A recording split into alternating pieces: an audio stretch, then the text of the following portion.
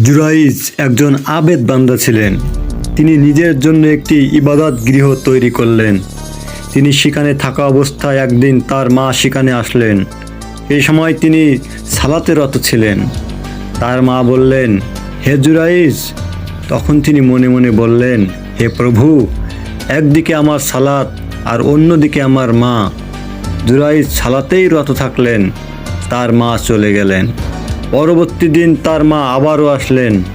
এবারও তিনি সালাতে মগ্ন ছিলেন। তার মা তাকে ডাকলেন, হে জুরাইজ। তিনি মনে মনে বললেন, হে প্রভু, একদিকে আমার সালাত আর অন্যদিকে আমার মা। তিনি তার সালাতেই ব্যস্ত থাকলেন। এভাবে তৃতীয় দিনেও জুরাইজ একই কাজ করলেন। তার মা বললেন, হে আল্লাহ, একে তুমি জিনাকারী নারীর মুখ না দেখা পর্যন্ত মৃত্যু দিও না। বনী ইসরায়েলের মধ্যে জুরাইজ ও তার ইবাদতের কথা আলোচিত হতে লাগলো। এক ব্যভিচারী নারী, সে উল্লেখযোগ্য রূপ সৌন্দর্যের অধিকারিণী ছিল। সে বলল, তোমরা যদি চাও আমি তাকে বিভ্রান্ত করতে পারি। সে তাকে ফুসলাতে লাগলো, কিন্তু তিনি সেদিকে কর্ণপাত করলেন না।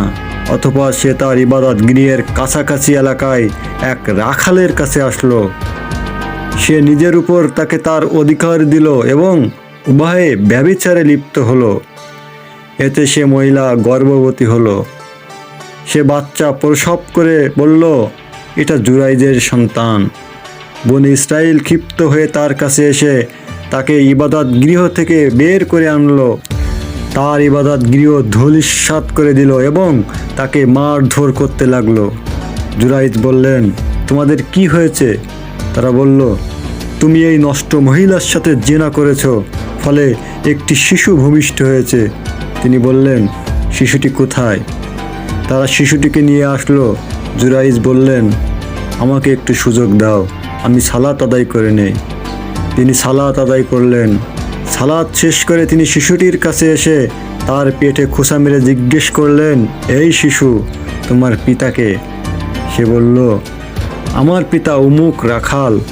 উপস্থিত লোকেরা তখন জুরাইজের নিকট এসে তাকে চুম্বন করতে লাগলো এবং তার শরীরে হাত বুলাতে লাগলো।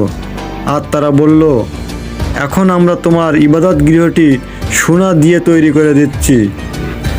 তিনি বললেন, দরকার নেই, বরং পূর্বের মতো মাটি দিয়েই তৈরি করে দাও।